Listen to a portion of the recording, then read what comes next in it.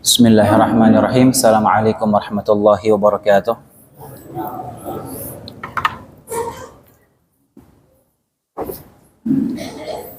Innal hamdalillah nahmaduhu wa nasta'inuhu wa nastaghfiruh wa na'udzu billahi min shururi anfusina wa sayyiati a'malina.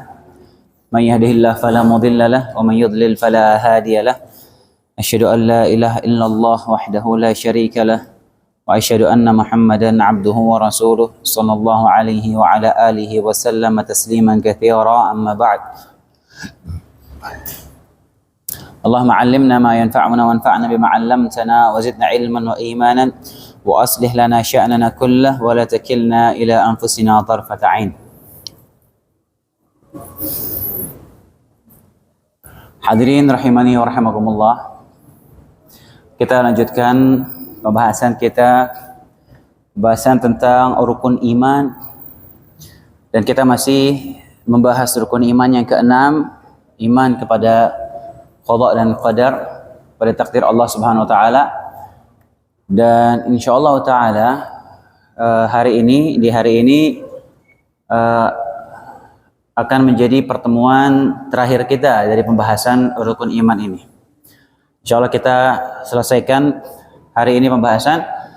Adapun untuk pekan selanjutnya nanti saya akan serahkan kepada DKM apakah kita akan membahas kitab yang lainnya atau bagaimana, insyaallah akan diinfokan selanjutnya. Adapun pembahasan tentang rukun iman ini sudah kita selesaikan ya. Kurang lebih sekitar 2 tahunan ya kalau nggak salah ya. 2 tahun. Dari awal kita bahas tentang rukun iman ini. Taib. Sekarang kita masuk ke penutup pembahasan. Kita akan membahas secara ringkas saja tentang pemahaman atau akidah qadariyah. Kelompok yang menyimpang dalam masalah takdir ini, kemudian bagaimana sejarah munculnya, dan apa aja syubhatnya dan bagi apa bantahannya secara ringkas saja. Dan kita cukupkan pembahasan tentang akidah qadariyah ini karena ini yang cukup banyak masih menyebar sebagiannya di dunia Islam. Adapun seperti Jabariyah itu seperti sudah tidak terlalu nampak ya. Demikian juga qadariyah yang ekstrim itu juga ulama menyebutkan bahwasanya pemahaman tersebut sudah punah. Adapun yang masih tersebar sekarang itu adalah pemahaman qadariyah yang tidak ekstrim, yang tidak sampai dikafirkan oleh para ulama. Taib. Sebelum kita masuk ke pembahasan, kita kembali lagi ingin mengingatkan tentang konsep dasar kita memahami takdir Allah Subhanahu wa taala, bahwasanya pembahasan tentang takdir ini adalah pembahasan tentang hikmah Allah dalam menjalankan takdirnya. Takdir ini kuncinya adalah apa hikmah Allah dalam menjalankan takdirnya, yang mana hikmah Allah ini merupakan rahasia Allah Subhanahu wa taala, tidak ada yang mengetahuinya. Dan Allah Subhanahu wa taala hanya mengabarkan sedikit saja. Terkadang manusia mengetahui sedikit saja dari hikmahnya, dan sebagian besar kita tidak mengetahuinya. Karena ini adalah hikmah Allah Subhanahu wa taala yang merupakan rahasia ilahi yang tidak ada yang bisa mengetahuinya lebih dalam. Karenanya kita sebagai orang yang beriman, kita dituntut untuk mengimani 6 rukun iman tersebut, dan di rukun iman yang terakhir, iman kepada takdir ini ditekankan diulang lagi, wa antu'mina bil qadari khairihi wa syarrihi. Dan hendaknya ditekankan lagi di akhir hadis, dan hendaknya kalian beriman kepada qada dan qadar, kepada takdir Allah, dan ditambah lagi penekanan di situ khairihi wa syarrihi, baik maupun buruknya imani saja. Imani bahwasanya Allah sudah takdirkan semuanya, baik maupun buruk. Di muqaddimahnya Nabi SAW menekankan dalam hadis tersebut, hadis Jibril, ditekankan imani, baik maupun buruknya. Dan tugas kita hanya mengimani takdir tersebut, dan kita tidak dituntut untuk mencari-cari, bertanya-tanya, tidak. Karena ketika kita mulai memainkan nalar kita, bertanya-tanya, mencari-cari tentang apa tujuannya, kenapa Allah begini dan begitu, maka ini menjadi celah syaitan untuk menjerumuskan kita, menggelincirkan kita dari akidah yang sahihah. Karenanya kita dituntut untuk mengimani saja, kita dituntut untuk menundukkan akal kita kepada dalil-dalil yang ada, sebagaimana yang sudah kita jelaskan sebelumnya dan kita ulang-ulang berkali-kali, bahwasanya manusia ini adalah makhluk Allah yang sangat lemah. Manusia adalah makhluk Allah yang penuh dengan keterbatasan. Tidak semua hal bisa kita lingkup, tidak semua hal bisa kita cakup, bisa kita pikirkan. Sebagaimana panca indera kita memiliki keterbatasan, mata kita, penglihatan, pendengaran memiliki keterbatasan, demikian juga akal kita memiliki keterbatasan, sangat terbatas. Tidak semua hal bisa kita pikirkan. Terlebih lagi ketika kita mencoba memikirkan tentang ilmu Allah Subhanahu wa taala yang begitu luasnya. Yang mana ilmu Allah ini hanya sebagian kecil saja, takdir ini dari ilmu Allah hanya sebagian kecil dari ilmu Allah Subhanahu wa taala yang begitu luas. Karena ketika kita berusaha memainkan akal kita di sana, maka besar kemungkinan kita akan menyimpang. Besar kemungkinan kita akan melenceng dari akidah yang benar. Kenapa? Karena akal kita nggak bisa sampai ke sana. Akal kita terbatas, tidak semua bisa kita jangkau dengan akal kita, sebagaimana indera kita tidak bisa menjangkau semuanya. Banyak hal yang nggak bisa kita lihat. Hal yang nggak bisa kita lihat itu bukan berarti hal tersebut tidak ada. Demikian juga akal kita, tidak semua kita bisa pikirkan dengan akal kita. Ketika segala sesuatu itu tidak sampai, tidak masuk ke logika kita, bukan berarti sesuatu itu tidak ada atau salah. Yang benar adalah kita mengikuti cahaya wahyu, tuntunan wahyu. Ini merupakan cahaya dalam hidup kita. Wahyu Allah, Al-Quran dan Sunnah, ini cahaya bagi kehidupan kita. Kita mengikuti tuntunan wahyu tersebut. Kalau enggak, kita akan melenceng kemana-mana sudah. Hidup kita akan kacau balau. Pemikiran kita, keyakinan kita akan berantakan semuanya kalau kita tidak mengikuti tuntunan syariat, tidak mengikuti cahaya wahyu Al-Quran dan As-Sunnah. Dan demikian faktanya kita saksikan dalam kehidupan kita. Bagaimana perjalanan peradaban kehidupan manusia ini sepanjang sejarah. Bagaimana Allah bukakan kepada manusia ini kecerdasan demi kecerdasan Allah bukakan. Bandingkan dengan orang-orang terdahulu dengan kita zaman sekarang. Bagaimana majunya teknologi, bagaimana majunya ilmu kedokteran. Itu semua Allah ilhamkan kepada manusia, sedikit demi sedikit Allah bukakan sedikit demi sedikit kepada manusia. Yang tadinya manusia nggak tahu, Allah ilhamkan jadi manusia jadi tahu. Jadi ada penemuan ini, ada penemuan itu. Dalam dunia teknologi, dalam dunia kedokteran apalagi. Perkara-perkara yang sangat menakjubkan, kita saksikan bagaimana dokter tuh bisa tahu, oh ini begini, oh ini begitu. Oh kalau kayak gini begini pengobatannya, ntar kalau dioperasi begini. Itu luar biasa kalau kita menyaksikan bagaimana perkembangan ilmu itu Allah bukakan kepada manusia, dan itu Allah bukakan bertahap. Orang-orang dulu tidak seperti sekarang pengetahuan mereka tentang ilmu kedokteran dan ilmu-ilmu yang lainnya, teknologi terutama.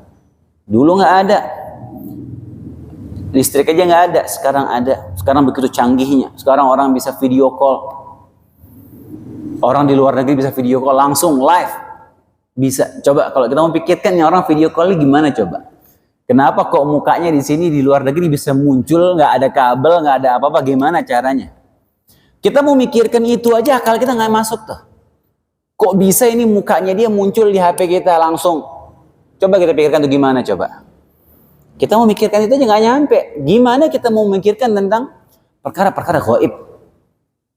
Yang jelas sudah Allah tuntunkan perkara gaib itu, Allah ceritakan, Allah sampaikan. Yang kita dituntut untuk mengimani saja. Terus akal kita masih terus mau berkelana ke sana. Sehingga nggak masuk akal. Oh enggak, ini ayatnya tolak. Oh enggak, ini hadisnya ditolak aja.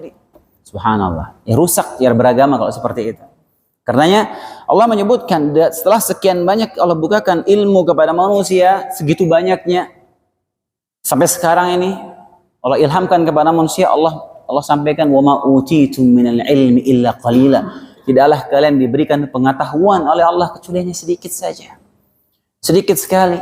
Ilmu Allah yang begitu luas, kita tidak bisa bayangkan bagaimana luasnya ilmu Allah Subhanahu wa taala. Yang Allah berikan ilmu kepada kita bukan hanya secuil saja. yang otak kita mentok di situ. Dan perkara-perkara di luar itu kita tidak bisa analogikan karena akal kita tidak sanggup. Karena kita sudah menyebutkan beberapa perkataan ulama seperti Imam Abu Hanifah ya menyampaikan ketika manusia itu semakin dalam membahas takdir itu sama seperti dia semakin lama melototi mandangin matahari yang ada dia semakin sakit. Demikian juga kalau dia terus memikirkan takdir yang ada dia semakin bingung dia semakin dalam dia memikirkan takdir. Demikian juga Ibnu Daqiq Al-Aid rahimahullah taala menukil perkataan Abu Mudhaffar As-Sam'ani bahwasanya barang siapa yang berusaha menggunakan akalnya untuk memikirkan takdir maka dia tidak akan pernah merasa puas. Dan poin ini ya sekali lagi harus kita pahami kuncinya. Kita juga sudah sampaikan firman Allah Subhanahu wa taala, la yus'alu amma yaf'alu wa hum yus'alun. Ini ingat baik-baik ayat yang dalam surat Al-Anbiya Allah menyebutkan, Allah tidak ditanya atas apa yang Allah perbuat, tapi kita yang akan ditanya. Kita jangan bertanya-tanya kenapa Allah melakukan itu, kenapa Allah melakukan ini. Terlebih lagi masalah takdir, kenapa Allah menakdirkan ini, kenapa Allah menakdirkan itu, dan seterusnya. Kita nggak boleh bertanya-tanya demikian, tapi kita yang akan ditanya oleh Allah Subhanahu wa taala, dimintakan pertanggungjawaban di akhirat kelak. Kenapa kita sampaikan mukadimah ini berulang-ulang masalah ini? Karena inilah titik awal orang-orang yang menyimpang dalam masalah takdir ini, mereka tersesat. Menyimpang gara-gara apa? Gara-gara mereka menabrak kaidah ini dengan akal mereka. Semua mau diurusi. Urusan Allah mau diurusin sama mereka. Keputusan Allah mau dibantah sama akal mereka. Seharusnya Allah nggak lakukan begini. Kenapa Allah melakukan begitu? Seharusnya begini. Kalau Allah lakukan ini berarti begini dong, dan begitu seterusnya. Sehingga inilah awal mengapa orang-orang Qadariyah itu terjerumus dalam penyimpangan dalam masalah takdir ini. Karena Nabi SAW pernah menegur ya para sahabat ketika para sahabat itu membicarakan tentang takdir. Nabi SAW bersabda, idza dzukiral qadar fa'amsiku. Kalau disebutkan tentang takdir, maka tahan diri kalian dari komentar, jangan berbicara, jangan berkomentar jika disebutkan takdir di depan kalian. Demikian juga dalam hadits Abu Hurairah radhiyallahu taala anhu menceritakan para Nabi SAW menemui para sahabat yang ketika itu para sahabat sedang berdiskusi tentang masalah takdir, maka Nabi SAW marah. Nabi marah kepada para sahabatnya yang bikin majelis diskusiin masalah takdir. Kata Nabi SAW, abihada umirtum ambihada ursiltu ilaikum. Apakah kalian diperintahkan untuk berdiskusi masalah takdir seperti ini? Ataukah saya diperintahkan untuk memerintahkan seperti ini kepada kalian? Nabi marah kepada mereka. Innama halaka man kana qablakum hina tanaza'u fi hadzal amr. Nabi SAW, sungguh yang membinasakan umat-umat sebelum kalian ketika mereka berbantah-bantahan dalam masalah seperti ini. Wa azamtu 'alaikum alla tanaza'u fihi, dan aku tegaskan kepada kalian, aku tidak ingin kalian berselisih dalam masalah takdir ini. Ini hadis riwayat Tirmidzi. Taib.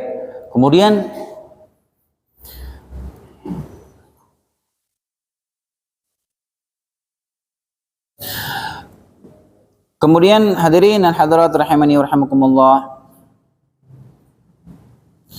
Abul Aswad Ad-Du'ali, ada seorang tabi'in bernama Abul Aswad Ad-Du'ali. Abul Aswad Ad-Du'ali ini ada seorang tabi'in. Disebutkan Abul Aswad Ad-Du'ali ini adalah orang pertama yang dia menyusun ilmu nahwu atas perintah Ali bin Abi Thalib. Abul Aswad Ad-Du'ali. Dia tabi'in. Dia pernah diuji oleh seorang sahabat. Diuji oleh salah seorang sahabat, yaitu Imran bin Husain radhiyallahu taala anhu. Dia nanya, wahai Abul Aswad, bagaimana pendapatmu? Bagaimana menurutmu? Apakah perilaku dan jerih payah kaum muslimin sekarang ini karena ada takdir yang ditentukan sejak dahulu, atau mereka mengamalkan sesuatu artinya tidak ditakdirkan? Kasih pertanyaan jebakan, diuji.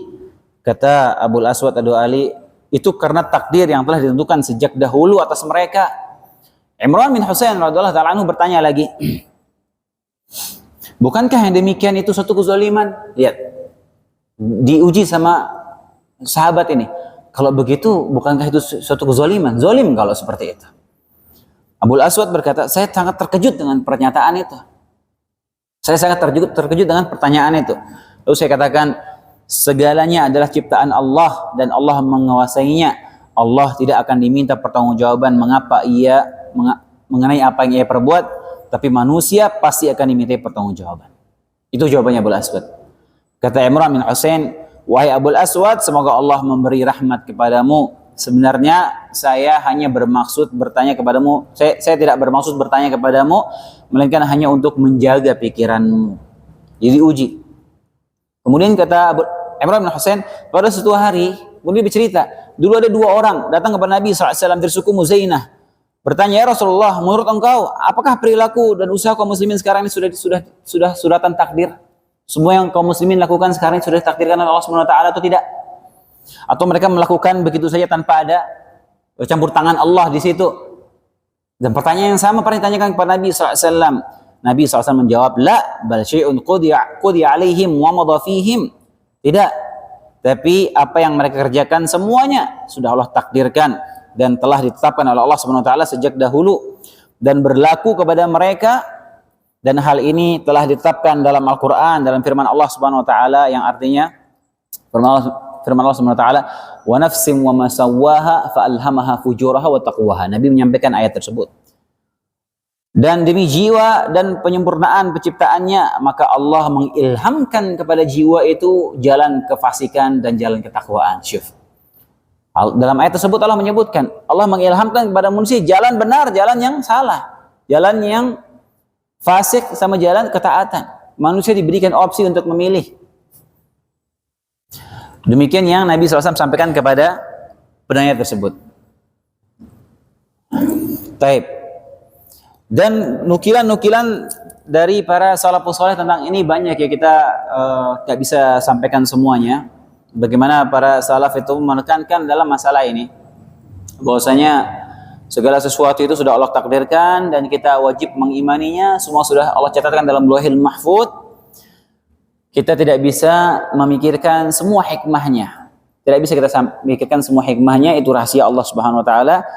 Yang kita tahu, kita diperintahkan untuk mengimani, dan yang kita tahu bahwasanya Allah memerintahkan kita berbuat kebaikan dan Allah janjikan surga, dan Allah larang kita dari berbuat keburukan, dan Allah ancam dengan neraka, dan Allah Subhanahu wa taala memberikan masyiah, memberikan kita kehendak untuk memilih, memutuskan kita mau menempuh jalur yang mana, kita mau mengejar surga atau mengejar neraka. Kita diberikan kehendak untuk melakukan sesuatu tanpa adanya paksaan di situ. Dan semuanya kehendak kita di bawah kehendak Allah Subhanahu wa taala, dan Allah sudah tahu kita akan memilih yang mana. Allah tahu kita mau milih mana, kita akan melakukan apa, kita nanti masuk surga atau neraka, Allah sudah tahu dan Allah sudah tuangkan dalam Lauhil Mahfuz. Baik. Kemudian hadirin a'azinallahu wa iyyakum, Nabi SAW sebelum Qadariyah ini muncul, Nabi sudah memperingatkan tentang Qadariyah ini. Sebelum Qadariyah itu ada, Nabi sudah memperingatkan tentang bahayanya Qadariyah. Demikian juga ya, Nabi sering memperingatkan perkara-perkara yang ini belum ada di zaman Nabi, tapi sudah Nabi memperingatkan agar hati-hati kalau ini muncul, jauhi. Seperti masalah Qadariyah. Demikian juga orang Khawarij. Nabi dalam banyak hadis memperingatkan tentang bahayanya Khawarij. Nanti akan muncul orang seperti ini. Tapi kalau muncul lakukan ini dan itu. Nabi peringatkan. Demikian juga Qadariyah. Nabi ingatkan. Di antaranya sabda Nabi SAW, Al-Qadariyatu majusu hadhil ummah. Qadariyah, orang Qadariyah adalah majusinya umat ini. Adalah kaum majusi dari umat ini. In maridu fala ta'uruhum wa in matu fala tashhaduhum. Kalau orang-orang Qadariyah itu kalau mereka sakit jangan dijenguk. Kalau dia meninggal jangan disaksikan jenazahnya, enggak usah. Ini peringatan keras dari Nabi SAW. Taib. Kenapa orang Qadariyah itu dikatakan majusinya umat ini? Kenapa orang Qadariyah dikatakan seperti majusi? Kita tahu majusi itu agama penyembah api ya. Jadi orang Majusi itu dia meyakini adanya 2 Tuhan, Tuhan kegelapan sama Tuhan cahaya. Tuhan cahaya inilah yang menciptakan kebaikan, Tuhan kegelapan inilah yang menciptakan keburukan. Jadi dia meyakini adanya dua Tuhan, Tuhan cahaya sama Tuhan kegelapan. Taib. Qadariyah ini dikatakan majusi, seperti majusi kenapa? Karena Qadariyah ini meyakini, mengimani bahwasanya Allah Subhanahu wa taala itu hanya menghendaki dan menciptakan kebaikan saja. Tapi kalau keburukan itu Allah tidak kehendaki dan bukan Allah yang menciptakannya. Dan ini keyakinan yang sangat berbahaya sekali, pemikiran seperti ini. Jadi mereka meyakini Allah itu hanya menciptakan manusia saja, setelah itu dibiarkan saja untuk menjalankan perbuatannya sendiri tanpa ada campur tangan Allah Subhanahu wa taala. Jadi yang dianggap kehendak Allah Subhanahu wa taala itu hanya kebaikan saja, dan itu yang Allah kehendaki dan Allah ciptakan. Adapun keburukan yang terjadi dalam kehidupan ini dilakukan oleh manusia itu bukan kehendak Allah dan bukan Allah yang menciptakannya. Berarti kalau bukan Allah yang menciptakan, terus siapa yang menciptakan itu? Kalau keburukan itu bukan Allah yang menghendaki, bukan Allah yang menciptakan, lalu itu atas kehendak siapa terjadi? Lalu siapa yang menciptakan itu terjadi? Betapa banyak keburukan yang ada di alam semesta ini, banyak sekali. Kalau semua keburukan yang terjadi dalam kehidupan ini kita nafikan dari kehendak Allah Subhanahu wa taala, lalu semua itu siapa yang menghendaki, siapa yang menciptakan? Ini konsekuensi yang sangat berbahaya. Konsekuensinya dari keyakinan ini bahwasanya ada hal-hal yang terjadi dalam kehidupan alam semesta ini yang di luar kehendak Allah Subhanahu wa taala. Bukan Allah yang menciptakan. Bahasa kasarnya bahkan yang ekstrim mengatakan Allah nggak tahu itu akan terjadi. Jadi seakan-akan mereka ini menyatakan ada pencipta, ada yang menghendaki selain Allah Subhanahu wa taala. Makanya Nabi SAW menyamakan mereka dengan majusi. Karena majusi seperti itu. Ada Tuhan yang menciptakan kebaikan, ada Tuhan yang menciptakan keburukan. Dan orang Qadariyah, mereka meyakini bahwa Allah hanya menciptakan kebaikan saja dan Allah tidak menciptakan keburukan. Ini konsekuensinya bahaya ya. Konsekuensinya seakan-akan ada Tuhan yang menciptakan selain Allah Subhanahu wa taala. Dan kenapa terjadi penyimpangan ini? Kenapa mereka sampai punya akidah seperti ini? Tidak lain karena mereka menggunakan akal dalam memahami takdir. Mereka mengedepankan akal mereka dalam memahami takdir, sehingga tidak masuk dalam logika mereka itu Allah menghendaki keburukan itu nggak ada dalam kamus mereka. Gimana Allah menghendaki keburukan? Kalau Allah menghendaki keburukan berarti Allah zalim dong sama hambanya. Kalau Allah menghendaki keburukan terjadi terus Allah azab itu berarti Allah zalim dong sama hambanya kalau seperti itu. Kenapa nggak Allah perbaiki keburukan tersebut? Kenapa dibiarkan? Dan seterusnya. Sehingga apa? Mereka ingin menjadikan bahwasanya Allah itu adil, tapi mereka terjerumus dalam kesalahan yang jauh lebih besar dari itu. Menyatakan adanya yang menciptakan, menghendaki selain Allah Subhanahu wa taala, konsekuensinya ada sesuatu yang terjadi di alam semesta ini di luar kehendak Allah. Kalau seperti itu Allah tidak layak sebagai Tuhan. Kalau ada sesuatu terjadi dalam kehidupan ini di luar kehendak Allah, maka itu bukan sebagai yang maha kuasa jadinya seperti itu. Ini makanya yang keyakinan seperti ini sangat berbahaya. Yang Qadariyah yang ekstrim ini dikafirkan oleh para ulama ketika mereka menafikan ilmu Allah Subhanahu wa taala. Yang ekstrim dia menafikan ilmu Allah Subhanahu wa taala. Taib. Qadariyah ini sejarahnya ya ada dua macam Qadariyah ya. Di ulama menyebutkan spesifikasikan jadi dua. Ada yang Qadariyah ekstrim, Ghulatul Qadariyah, yang mana Ghulatul Qadariyah ini, Qadariyah ekstrim ini dipelopori oleh orang yang bernama Ma'bad al-Juhani. Ma'bad al-Juhani ini muncul di akhir-akhir masa sahabat ya, di masanya Ibnu Umar radhiyallahu taala anhuma. Ini sudah kita pernah sebutkan kisahnya pertemuan yang lalu. Ma'bad al-Juhani tokohnya, sama satu lagi namanya Ghailan ad-Dimashqi. Dua-dua ini dikafirkan oleh para ulama dan mereka dipenggal dan disalib oleh penguasa yang berkuasa ketika itu karena kekufuran mereka dan pemikiran mereka yang berbahaya, sehingga mereka dihukum mati. Kedua orang ini, Ma'bad al-Juhani sama Ghailan ad-Dimashqi. Nah, dua orang ini yang Qadariyah ekstrim ini, mereka menafikan ilmu Allah Subhanahu wa taala. Jadi semua yang terjadi tanpa ditetapkan oleh ilmu Allah as-sabiq, ilmu Allah sebelumnya. Kita jelaskan di awal. Semua itu tidak akan keluar dari ilmu Allah Subhanahu wa taala. Itu akidah Ahlussunnah. Tapi mereka yang qadariyah ekstrem ini mereka menafikan ilmu Allah. Artinya segala sesuatu terjadi itu Allah tidak tahu itu akan terjadi. Di luar dari ilmu Allah Subhanahu wa taala. Dan sebagian ulama menyatakan Ma'bad al-Juhani ini dia terjerumus dalam pemikiran ini karena dia terpengaruh oleh pemikiran orang-orang Majusi. Terpengaruh oleh pikiran orang Majusi sehingga dia memainkan akalnya, berpikir ya. Sehingga dia buat konsep sendiri tentang takdir. Sehingga muncullah ide seperti itu, keyakinan seperti itu. Bismillah.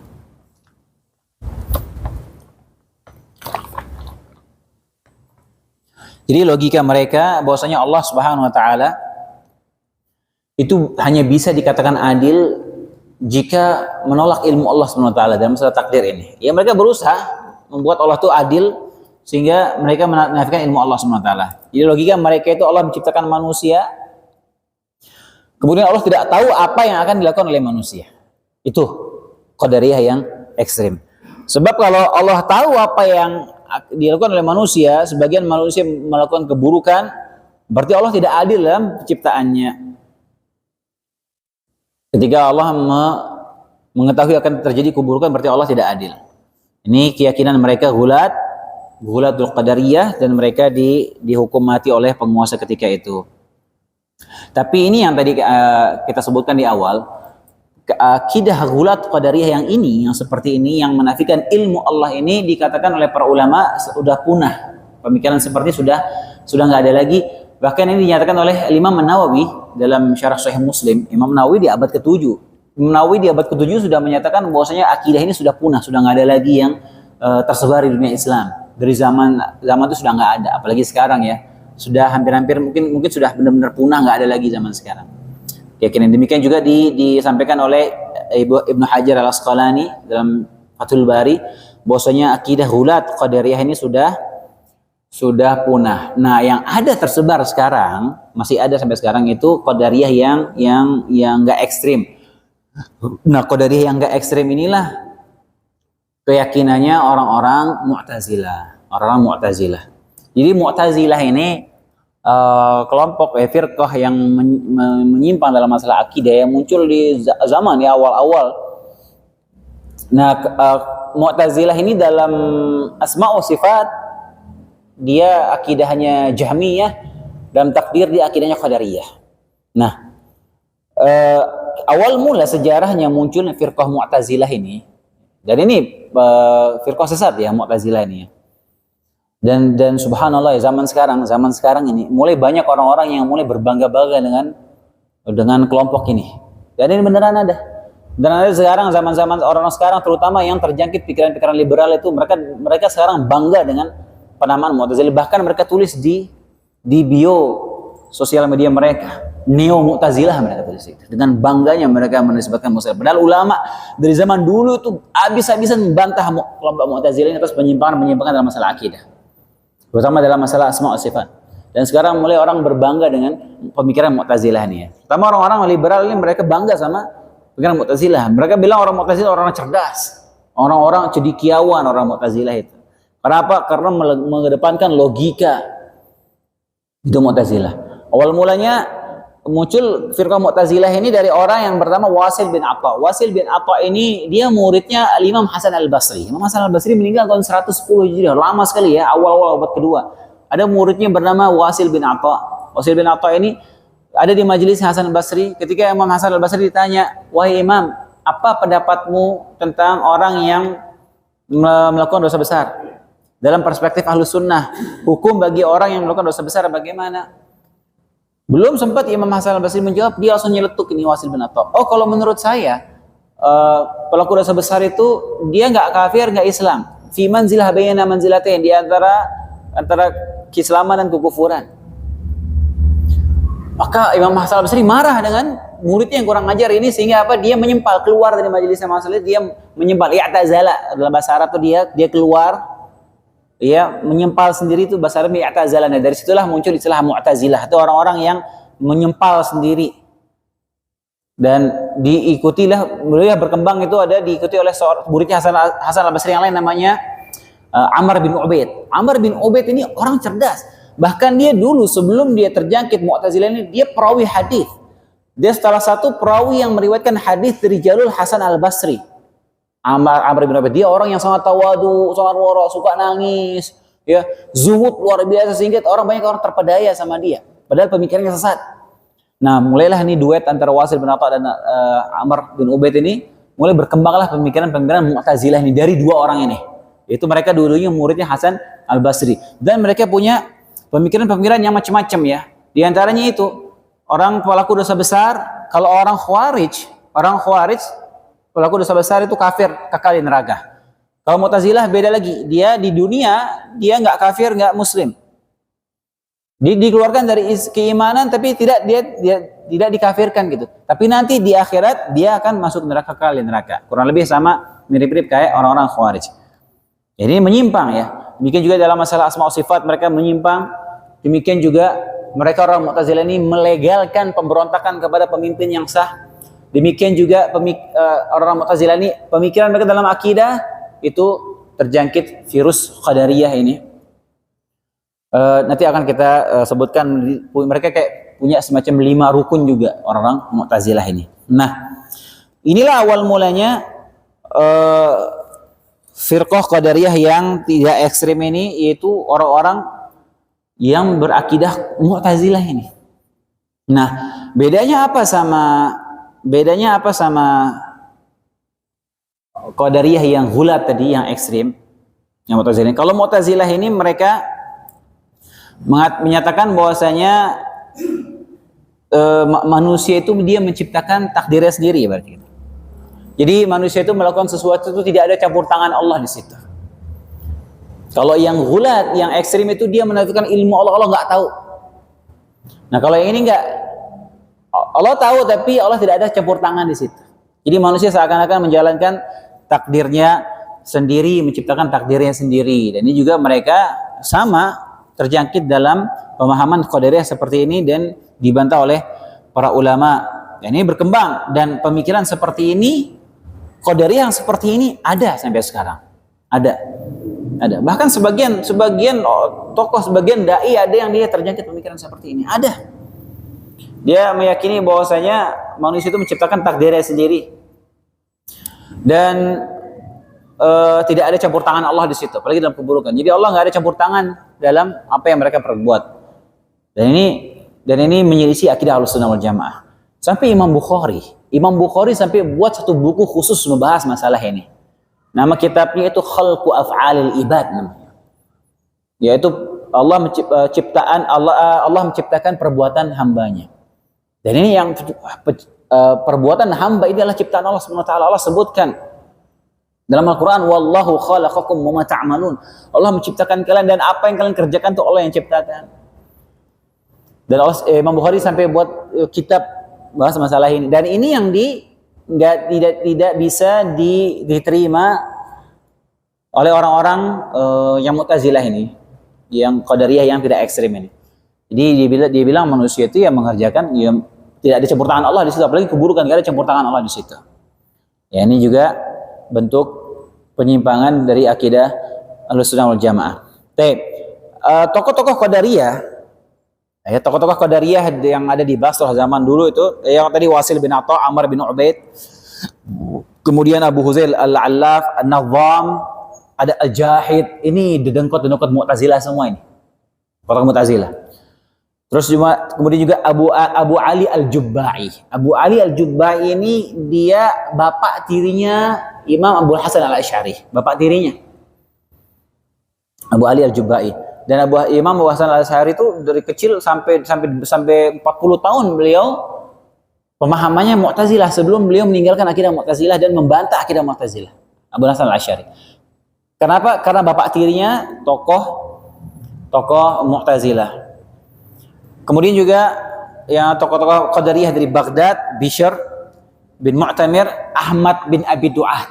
Ahmad bin Abi Du'at ini dedengkot Mu'tazilah Yang gara-gara dia ini Imam Ahmad dipenjara dan disiksa di penjara bertahun-tahun gara-gara orang ini. Ahmad bin Abi Duat, sampai Imam Ahmad tuh berdebat sama Ahmad bin Abi Duat ini di penjara, dihadirkan di hadapan khalifah ketika itu, suruh berdebat, didebat. Gara-gara apa? Gara-gara dia memasukkan virus Mu'tazilah ke pemerintahan, ke kerajaan, ke khalifah ketika itu, sampai khalifah mematenkan pemikiran Mu'tazilah ini di negara, dipaksa. Ulama-ulama dipaksa mengikuti akidah Mu'tazilah, kalau nggak disiksa. Di antara akidah mereka menyatakan bahwasanya Al-Quran itu bukan kalamullah. Akidah Mu'tazilah menyatakan Al-Quran itu makhluk. Karena akidah mereka Allah itu nggak bisa berbicara, nggak boleh Allah berbicara. Jadi Al-Quran itu bukan kalamullah. Mereka nggak terima bilang Al-Quran kalamullah. Dan dia paksa ulama ketika itu meyakini akidah seperti itu. Dan Imam Ahmad bertahan, tidak mau menyatakan akidah kufur seperti itu. Menyatakan Al-Quran itu makhluk, itu keluar dari Islam. Dan Imam Ahmad bertahan, disiksa, dicambuk sampai pingsan berkali-kali, sampai kulit punggungnya ngelupas ini dagingnya kebelah-kebelah. Imam Ahmad bin Hanbal rahimahullah ta'ala. Dan banyak ulama-ulama sampai meninggal di penjara, disiksa gara-gara fitnah khalqul Quran itu. Di antara pelopornya ini Ahmad bin Abi Duat ini. Di antaranya Al-Buwaiti ulama Syafi'iyah meninggal, disiksa ketika itu. Termasuk juga Imam Ahmad, dia bertahan. Disuruh sekedar dia bilang nyatakan Al-Quran makhluk, Imam Ahmad nggak mau, enggak. Dia bertahan dengan akidahnya sampai disiksa berkali, sampai 3 khalifah ganti dia keluar masuk penjara Imam Ahmad. Di penjara, dicambuk penjara. Pendukungnya Imam Ahmad itu sudah mungkin ratusan ribu orang sudah. Bilang apa? Wahai Imam, kasih instruksi saja. Kita gulingkan ini kekhilafan sekarang kalau mau. Dikudeta kalau mau. Segitu banyaknya pendukung Imam Ahmad, enggak. Jangan sampai ada pertumpahan darah tengah kaum muslimin, enggak usah. Dia sabar bertahan. Sampai 3 khalifah selesai kena pemikiran Mu'tazilah, kemudian alhamdulillah ketika itu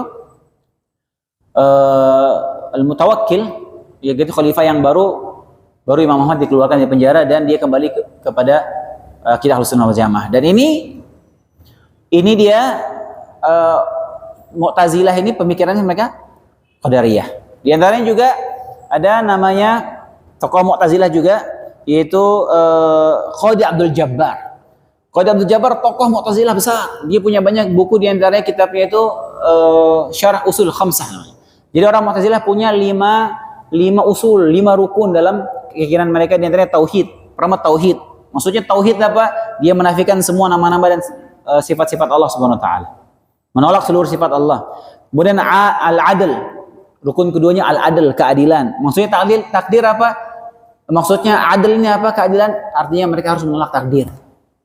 Kemudian adalah manzilah baina manzilatin, yang tadi ada kedudukan di antara 2 kedudukan. Itu pelaku dosa besar, dia nggak kafir, nggak muslim. Kemudian yang keempat al-wa'd wal wa'id, yaitu ancaman, janji dan ancaman. Maksudnya apa? Pelaku dosa besar itu kekal di neraka. Kemudian rukun yang kelima, mereka punya rukun yang kelima namanya amar ma'ruf nahi munkar. Maksudnya apa amar ma'ruf nahi munkar ini? Maksudnya wajib memberontak kepada pemerintah yang zalim. Ini bahaya sekali pemikiran mereka ini Mu'tazilah. Kemudian juga ada tokoh Mu'tazilah juga namanya Zamakhsyari. Mungkin antum pernah dengar Zamakhsyari ini, dia punya tafsir besar, tafsir Zamakhsyari namanya. Ini tokoh Mu'tazilah. Jadi dia sering menyisipkan akidah-akidah Mu'tazilah itu dalam tafsir, kitab tafsirnya dia. Makanya hati-hati ya. Jadi tokoh-tokoh yang menyimpang ini, sebagian dari mereka itu orang-orang yang cerdas luar biasa, pintar-pintar.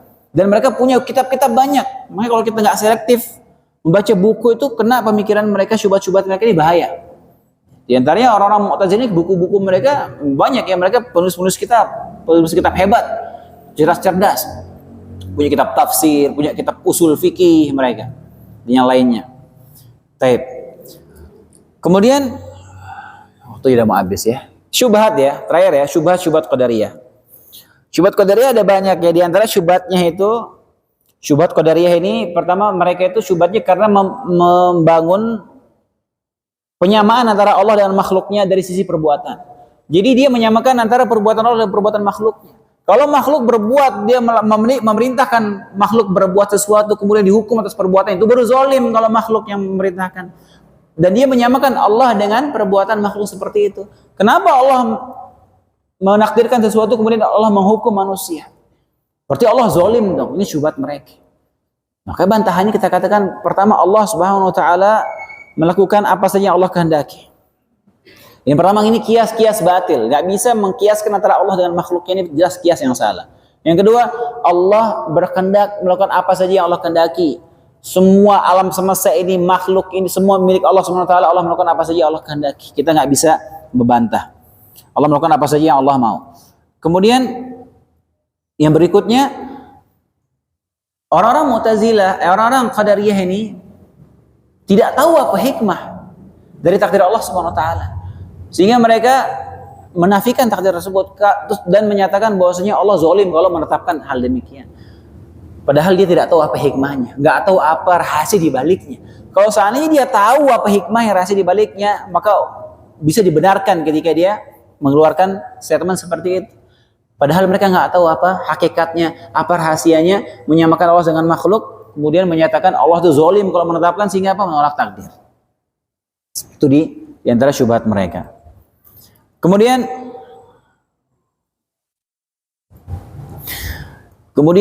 ada beberapa syubhat ya, cuma waktu semua habis, saya pilihkan saja yang mungkin mudah difahami ya. Tadi mereka menyatakan bahwasanya ketika Allah SWT menciptakan hamba dan perbuatannya, maka ini konsekuensinya Allah zalim sama makhluknya. Jadi seharusnya keburukan itu tidak dikehendaki oleh Allah Subhanahu wa taala, baru itu Allah disebut adil. Maka bantahannya tadi kita sebutkan, orang Qadariyah seperti itu dikatakan majusi karena apa? Karena menyatakan ada yang menciptakan keburukan, menghendaki keburukan selain Allah Subhanahu wa taala. Kalau ada sesuatu yang di luar kehendak dan ciptaan Allah Subhanahu wa taala, maka ada pencipta lain selain Allah, dan ini konsekuensinya jauh lebih parah dari itu. Kemudian syubhat ketiga, makhluk itu menciptakan perbuatannya sendiri atas kehendak sendiri. Tidak ada campur tangan Allah di situ. Syubhat mereka. Bantahannya, betapa banyak hal-hal yang terjadi dalam diri kita ini di luar kehendak kita. Gerakan-gerakan yang terjadi di luar kehendak kita. Ada gerakan perbuatan yang di bawah kontrol kita, ada yang di luar kehendak kita. Seperti misalnya gerakan refleks, atau misalnya gerakan jantung kita, atau gerakan kita ketika sedang tidur. Coba, ketika manusia tidur bergerak-gerak, dia tidak sadar itu gerakan. Dari mana gerakan itu?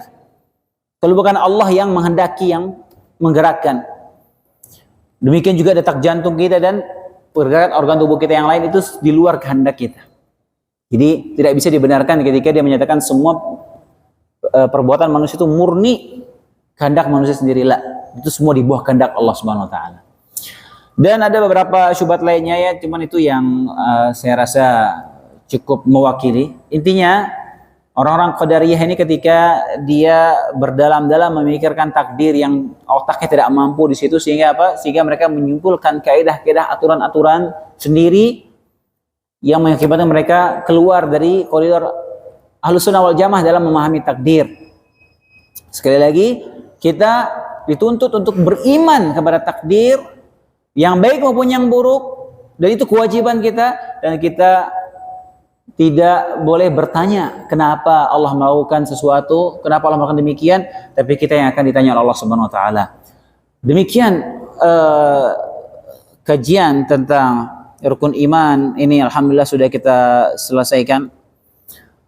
Mungkin jika masih ada diberikan kesempatan, kita coba mengkaji kitab yang lainnya. Di momen ini saya serahkan kepada DKM Masjid bagaimana keputusannya.